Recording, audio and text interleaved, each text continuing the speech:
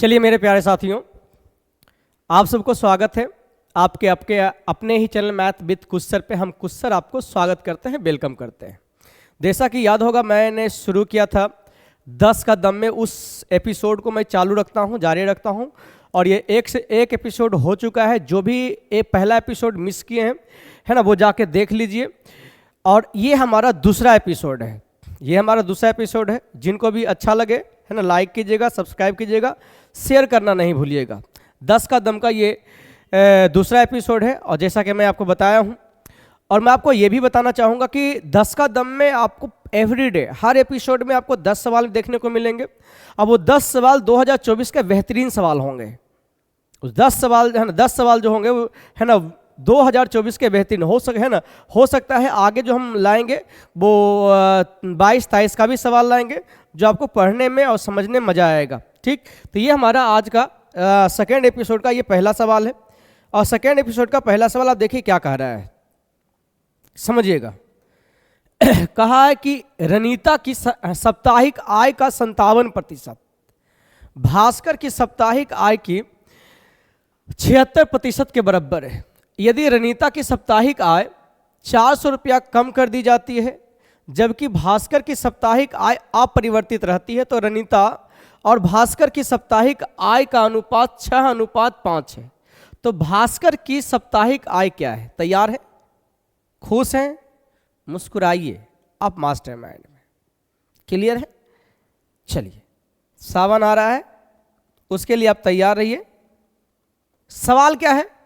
कह रहा है एक रनीता नाम की कोई मेंबर है, क्लियर है, और एक हमारे पास भास्कर है। कह रहा है कि इनका जो है 57% और इनका 76% जो है, इनका 76% जो है, ये आपस में कह रहा है बराबर है। बात समझे?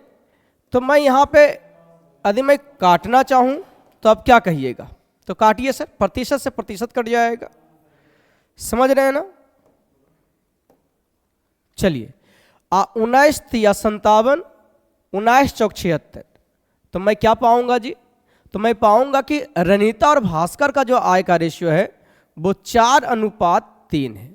4:3 है। अंडरस्टैंड? आशा करते समझ में आ रहा होगा। कहा क्या है?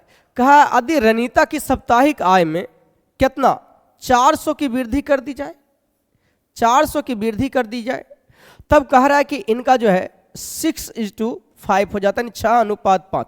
कहा क्या है? कहा यह है कि भास्कर के आय में कोई चेंज होना नहीं चाहिए। अब आप बताइए कि जब भास्कर के आय में हम चेंज नहीं करना चाहेंगे, भास्कर के आय में चेंज नहीं करना चाहेंगे, तो ये 3 है, तो ये भी मेरा 3 होना चाहिए, ये दोनों बराबर होना चाहिए। बोलिएगा जी सर, क्यों नहीं सर? यदि ऐसी बात है तो हम कहेंगे सर यहाँ मैं 5 से गुना कर लूँ और यहाँ पे मैं 3 से गुना कर लूँ। पता नहीं क्या हो गया यार, मैं चेंज करता हूँ, चेंज ही नहीं होता है ना। 5 से गुना कर दूँ और मैं यहाँ 3 से गुना कर दूं, तो मैं कहूँगा सर दोनों बराबर हो गया। तो कहेंगे जब 5 से वहाँ गुना किए तो 5 से यहाँ भी गुना होगा, तो ये 20, और 3 से यहाँ गुना किए तो 3 से यहाँ भी गुना होगा, छोतिया, है ना, छोतिया 18 हो जाएगा। कम किया गया ना जी, तो ये माइनस होगा जी। अब ये बताइए, अब आराम से कीजिए, तुलना करके 1 यूनिट का मान निकालिए, बाकी निकाल लीजिए। हम कहें यहाँ पे 400 कम किया गया है, मैं यहां कहूंगा 20 से 18 हुआ है तो 2 कम हुआ है।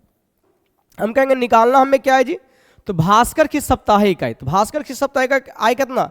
पंक्तियां ही 15 है, कैलकुलेट, है ना, 15 ही होगा ना जी भास्कर की साप्ताहिक आय। तो बोलिए कितना आ जाएगा? तो यहां से काटेंगे तो कैलकुलेट करने के बाद कितना आ जाएगा जी? तो कहेंगे सर 200, तो 15 दूनी 30 पे कहेंगे कि सर 3 0 आएगा, यानी सही आंसर मेरा जाएगा 3000। चलिए, आशा करते आपको समझ में आया हुआ होगा। और ये दूसरा सवाल देखिए कितना बेहतरीन है। कह रहा है ए अकेले किसी कार्य को 200 दिनों में पूरा कर सकता है, जबकि बी उसी कार्य को अकेले 100 दिनों में पूरा कर सकता है। कह रहा प्रत्येक 3 दिवसीय चक्र में पहले कह रहा है ए बी दोनों काम करते हैं, दूसरे दिन खाली ए काम किया, तीसरे दिन कह रहा है केवल बी काम किया, है ना, काम करता कर रहा है, यह चक्र कार्य पूरा होने तक जारी रहता है। तो कर दोनों मिलकर इस कार्य को कितने दिनों में पूरा करते? आपको पता है कि यदि ए अकेले काम कर रहा है तो 200 दिन में, बी अकेले कर रहा है, बी अकेले कर रहा है, बी अकेले कर रहा है तो वो 100 दिन में। तो हमारा इन दोनों का एलसीएम हमारा टोटल काम हो जाएगा, जो हमारा टोटल काम होगा सर 200। अब मैं 200 को मैं 200 से भाग दूंगा तो एक दिन में एक काम कर रहा है, एक दिन में कितना? तो 2 काम कर रहा है। सवाल क्या है समझिए, पहला दिन आया है ए बी दोनों, तो ए बी दोनों आया है, इसका अर्थ है कि पहलू का दिन कितना? 3 काम हुआ होगा। दूसरा का दिन खाली अकेले बेचारा कौन आया जी? तो ए आया है तो 1 काम और हुआ होगा। अगला दिन बी आया है तो कहेंगे सर 1-2 काम और हुआ है, तो कितना? 3 1 4, 4 2 6 काम हुआ है। हाँ या ना में जवाब दीजिए, कहिएगा जी सर। यानी इसका हर 3 दिन में वही रिपीट होगा। फिर चौथा दिन क्या होगा जी? तो चौथा दिन ए बी आएगा, फिर 5वां दिन ए आएगा, 6ठा दिन बी आएगा, 7वां दिन ए बी आएगा, 8वां दिन ए आएगा, 9वां दिन ए बी आएगा, 10वां दिन। इसी प्रकार से चल रहा है। इसका अर्थ हम कहेंगे कि भाई 3 दिन में 6 काम हो रहा है। हमको काम कितना करना है बताइए? तो हमें काम करना है 200। तो अब 6 का मल्टीपल लेके चलिए और 200 के करीब जाइए कि कितना बार गुना कीजिएगा ताकि आपका 200 आ जाएगा। बताइए, कैलकुलेट कीजिए। छक्का छो दूनी 12, इस प्रकार से कीजिए। तो मैं कहूँगा कि सर यदि हम 6 से कैलकुलेट करेंगे तो कितना बार में? 6 तिया 18, 6 तिया 18, यहाँ आ जाएगा 2, यानी 6 तिया 18। इसका अर्थ है कि 33 बार, यानी ऐसा 33 बार होगा। तो 33 इधर कीजिए गुना और 33 इधर गुना कीजिए। इसका 33 तिया 99 दिन। लेकिन ध्यान दीजिएगा, 6 तिया 18 के 8 और 6 तिया 18 18 19 मात्र इतना काम हुआ है। बाकी बचा काम कितना? तो बाकी बचा काम 2। बाकी कितना कम बचा हुआ? 2।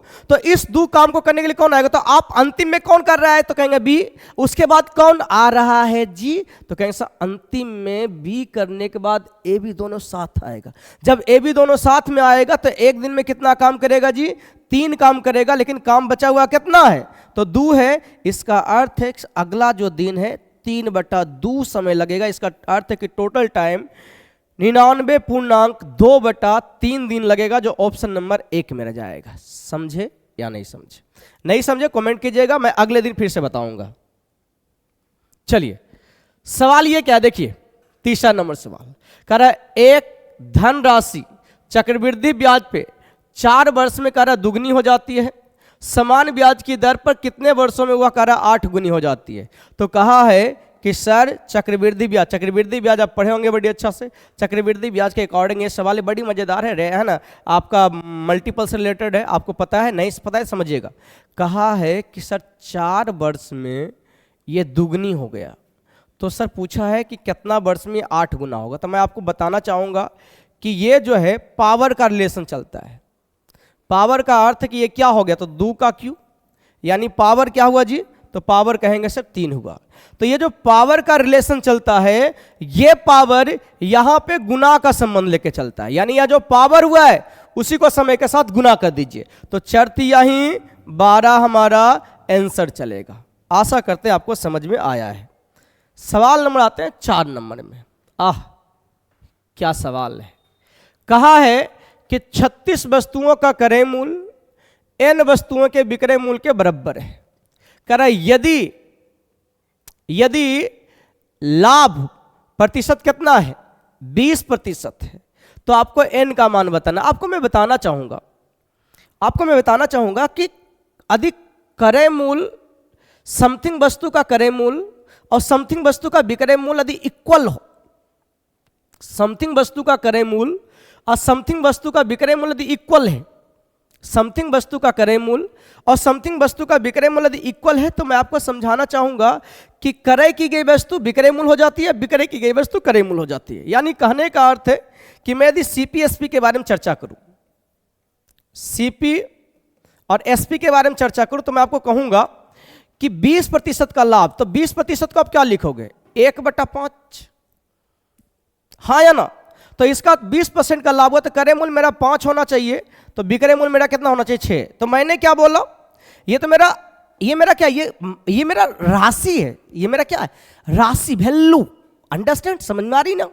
बट कहा है हमको वस्तु बतानी, तो मैंने क्या बोला कि क्रय की गई वस्तु विक्रय मूल्य होती है। अब विक्रय की गई वस्तु क्रय मूल्य, तो बोलिए क्रय किया गया वस्तु कितना, 36, तो ये कहेंगे कि विक्रय मूल्य में हमारा हो जाए, ये हमारा विक्रय मूल्य में होगा। विक्रय मूल्य हमारा कितना है जी, 6 है, तो 6 को आप 36 बनाइए, तो कहिए 6 से गुना कीजिएगा, तो 6 से गुना कीजिए तो ई बनेगा 30। इसका अर्थ है कि एन का जो वैल्यू होगा, एन का वैल्यू हमारा कितना आएगा जी, तो 30 आएगा। यदि समझ नहीं आया तो बोलिएगा, मैं आगे भी बताऊंगा। चलिए इस सवाल को समझिए, क्या बेहतरीन सवाल है यार। कहा है कि एक व्यापारी ने 9,000 रुपये की 9,000 रुपये प्रत्येक में 2 घड़ी खरीदी है, यानी प्रत्येक का मूल्य 9,000 है। कह रहा है कि उसने एक घड़ी को 10% की हानि पे बेची और कुल मिलाकर के 18% का लाभ अर्जित करने के लिए उसे दूसरे घड़ी को किस कीमत पे बेचनी चाहिए। हे भगवान, चलो समझो। आपको पता है यदि मैं क्या कह सकता हूँ यार। चलिए एक मैं ये दोनों कलम ले लिया, ये दोनों कलम का क्रय मूल्य यदि समान है, जैसे मेरा कहने का ये भी 100 रुपये हम खरीद लिए हैं, ये भी 100 रुपये हम खरीद लिए हैं, दोनों का अधिक क्रय मूल्य समान है और इस पे यदि 12% का लाभ हुआ है, इस पे 10% का लाभ हुआ है, इसका अर्थ है कि हम घर सब मिला के लाएंगे 12 रुपया एकरा में, 10 रुपया एकरा में, तो 12 10 22, 12 10, लेकिन 22 तो टोटल में लाभ हुआ है। तो 22 यदि टोटल में लाभ हुआ है तो को गो में, तो 2 गो में, तो इसका अर्थ घर जाएंगे तो हम कहेंगे ना कि अरे 21 रुपया का लाभ हो लो है, यानी 21% का लाभ। यानी कहने का अर्थ है कि यदि क्रय मूल्य समान हो, क्रय मूल्य क्या हो, क्रय मूल्य यदि समान हो, तो जितने प्रतिशत का लाभ या हानि हो रहा है, कैलकुलेट करने के बाद जितने वस्तु रहेगा उतने से भाग दीजिए, वो आपका टोटल निकल के आएगा। कहने का अर्थ है कि एक पे मान लो कि यदि X% का लाभ हुआ है ना, सॉरी यहाँ तो एक पे दे रखा है कि एक पे यदि मान लो कि 10% का हानि हुआ है, दूसरे पे कह रहा है कितना, तो दूसरे पे कह रहा है कि मान लीजिए कि X% का लाभ हुआ है, तो इसको जोड़ के दूसरे भाग करेंगे तो टोटल पे कितने प्रतिशत का लाभ हुआ वो निकल के आ जाता है।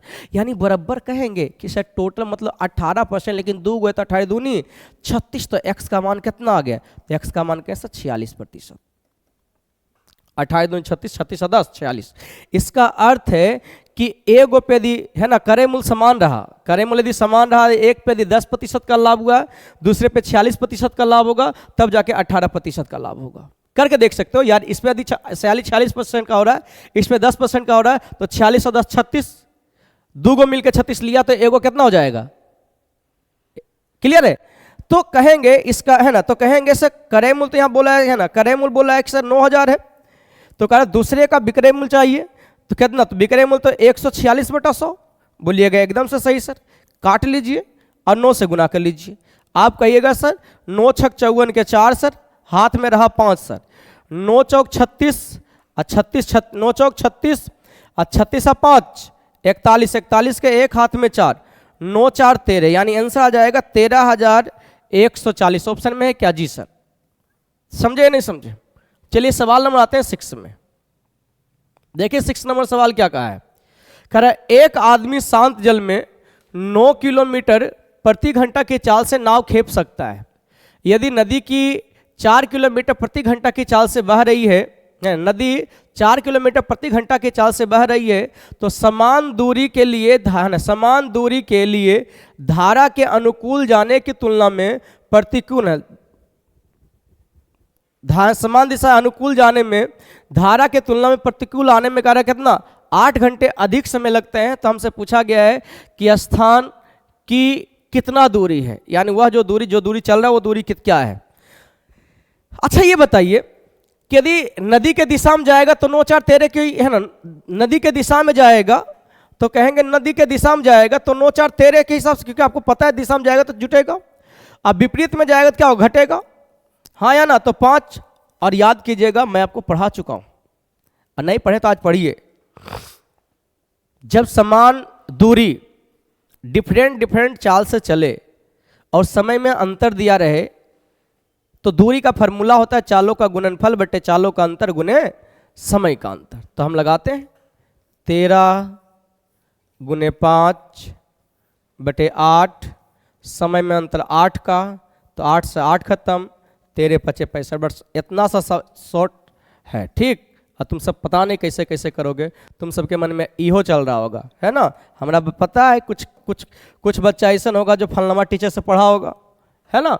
तो वो ऐसे लगा रहा होगा, सर हम एगो बात कहिए सर। बोले बोल सर, 13 के चाल से चल रहे हैं ना सर? हाँ। दूसरा का आए थे सर 5 के चाल से चलते हैं ना पूरा लिख के, तो ये वेलोसिटी का रेशियो हो गया सर। बोले हाँ। इस सर टाइम का रेशियो हो गया सर, कितना? 5:13। क्लियर है? तो बोलिए समय में अंतर कितने का सर? 8 का। तो देखो यहाँ कहेगा दिया की तुलना दिया, जो ऐसा नहीं तो फिर यहाँ पे ऐसे ही कहेगा अंतर कितने का? 8 का। बोलेगा जी सर अंतर 8 का। जैसे ही अंतर 8 का हुआ इसका तो टाइम हो गया घंटा में, तो इसको गुना कर ले, 13 × 5 = 65। ऐसे सोच रहा था, ये भी और ये भी आपकी मर्जी। आइए सवाल नंबर नेक्स्ट। ये वाला लग गया है, हाँ यह लग गया लगता है। आइए सवाल नंबर 7 कह रहा है कि समान धारिता के 2 कंटेनर दूध और पानी के मिश्रण से भरे हुए हैं। पहले में दूध और पानी का अनुपात 3:7 है और दूसरे में 7:9 है।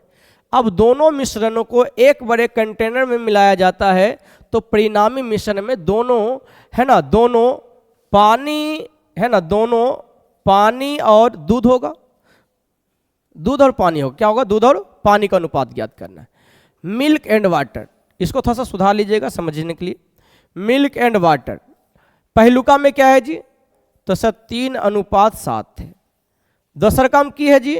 तो 7:9 है। आप कहिएगा कि जब दोनों कंटेनर में समान मात्रा है तो 7 3 10 यहाँ पे और 9 7 16 यहाँ पर है, तो इसका इदियत बराबर होना चाहिए था, हाँ या ना? तो बराबर नहीं तो आप की करोगे सर? करना क्या है सर? यहाँ पे 8 से गुना कीजिए और यहाँ 5 से गुना कीजिए, बराबर हो गया। तो 8 से गुना कीजिएगा तो 8 7 56 आ जाएगा और 8 यहीं 24 आ जाएगा। और मैं यदि 5 से गुना करूं तो 9 × 5 = 45 यहाँ आ जाएगा और 7 × 5 = 35 आ जाएगा। तो बोलिए टोटल कितना आ गया? 6 5 11 के 1, 5 4 9, 9 और 1 10। क्लियर है? यहाँ पे कितना आ गया जी? 110 और यहाँ कितना आ जाएगा जी? 5 4 9 और 3 2 5, तो 59:101। क्या ऑप्शन में है जी सर? Option number B. आशा करते हैं, बड़ी आसान सवाल था, रेशियो का सवाल था, है ना? रेशियो कह सकते हो या फिर एलिगेशन या फिर मिशन का, जो भी कह सकते हो। कह रहा है कि वह न्यूनतम मान वाला अंक ज्ञात कीजिए जो स्टार के लिए निर्दिष्ट है, ताकि वह 1 9 7 2 यहाँ स्टार है, 4 7 1, और ये कह रहा है 9 से पूरा डिवाइडेड है। 9 से डिवाइडेड का तरीका क्या है आपको पता है? जी सर, जिनके अंकों का योगफल 9 से पूरा कट जाए वह संख्या 9 से कट जाएगी।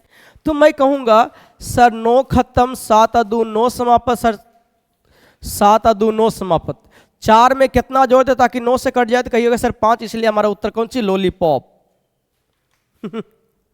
आइए सवाल क्या कह रहा है, देखिए कह रहा है कि 4 व्यक्तियों का औसत वजन 14 kg बढ़ जाता है कब? 14 kg बढ़ जाता है कब? जब 55 kg वजन वाले व्यक्ति के स्थान पे दूसरे व्यक्ति को प्रतिस्थापित किया जाता है। तो नए व्यक्ति का वजन बताना है। मैं आपको बताना चाहूँगा, जब हम रिप्लेस करते हैं और औसत बढ़ जाते तो हम समझते हैं कि आने वाला जाने वाला से ज़्यादा लेकर के आया है, और घट जाए तो समझते हैं कि आने वाला जाने वाला से कम लेके आया। तो इसका अर्थ नए का पूछा है तो बढ़ा है, तो कहेंगे सर 55 से ज़्यादा ये लाया होगा। जी सर, तो 14, लेकिन कितना मेंबर? 4 मेंबर, तो 14 चौका 56, तो 55 आप प्लस 56 कर लीजिए, तो 6 5 11, यानी अरे ऐसे भी को कि 55 दूनी 110, तो 110 एक 111 हमारा सही आंसर जाएगा, सही आंसर जाएगा। क्लियर है? आइए सवाल नंबर लास्ट 10 कदम का। ये सेकेंड एपिसोड का ये लास्ट सवाल है, बहुत अच्छा सवाल है, पढ़िए। कह रहा है एक पुलिसकर्मी एक चोर को 100 मीटर की दूरी से देखता है। वह चोर के पीछे भागने लगता है, चोर भी भागने लगता है। यदि चोर की गति 8 किलोमीटर प्रति घंटा है, पुलिसकर्मी की गति 10 किलोमीटर प्रति घंटा है, तो चोर को पकड़े जाने से पहले कितनी दूर तक भागना होगा? तो मैं कहूँगा कि सर यहाँ चोरा, यहाँ सिपाही बा, एक दूसरे को मामा जी को देखा तो कहेगा ये छिछड़ी काट ले भागेगा। अच्छा छिछड़ी काट लेकर इन्हें भागेगा, उन्हें भागेगा, कहिएगा उन्हें, तो इन्हें भागेगा तो बोले भाग बाबू कहाँ तक भागा ही, तो कहीं ना कहीं तो पकड़ाएगा। अच्छा ऐसा तो नहीं होगा कि रे आइए जी महाराज पकड़ लीजिए हमरा, ऐसा कभी होने वाला नहीं है। बोलिएगा नहीं सर, जब ऐसा नहीं होने वाला है तो इसका अर्थ है कि सर जितना देरी तक ई भागा है उतने देरी तक ई पीछा भी किया है।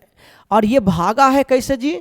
तो 8 के चाल से, अब पुलिसकर्मी जो है रपटा है 10 की चाल से, और दोनों के बीच की दूरी कितनी है जी? तो 100 मीटर। कितनी दूरी है जी? तो 100 मीटर। कितनी दूरी है जी? 100 मीटर। आपको मैं बताना चाहूँगा कि जब समय समान हो तो दूरी का अनुपात और चाल का अनुपात समान होता है। अंडरस्टैंड? जब ये जानते हैं तो आप कहिएगा कि सर हम इस दूरी का रेशियो समझेंगे तो इन दोनों के बीच का अंतर 100, तो इन दोनों के बीच का अंतर 2। कहा है चोरा रे भागे जाने से पहले कितना दूर तक भागा है, पकड़े जाने से पहले कितना भागा है, तो कहेगा 8। यहाँ से काटेगा 4 बार में, बोलेगा हम 400 मीटर भागा लियो रे, हमरा पकड़ के कूट दिया, धाए धाए धाए धाए। ठीक, तो आइए मिलते हैं कल आपको इसी प्रकार के मज़ेदार वीडियो। यदि अभी तक आप देख रहे हैं तो आशा करते हैं सब्सक्राइब भी कर लिए होंगे, लाइक भी कर दिए होंगे और शेयर भी कर दिए होंगे। आपका सपोर्ट ही हमें और हमारा सपोर्ट ही आपको उठा सकता है। थैंक्स।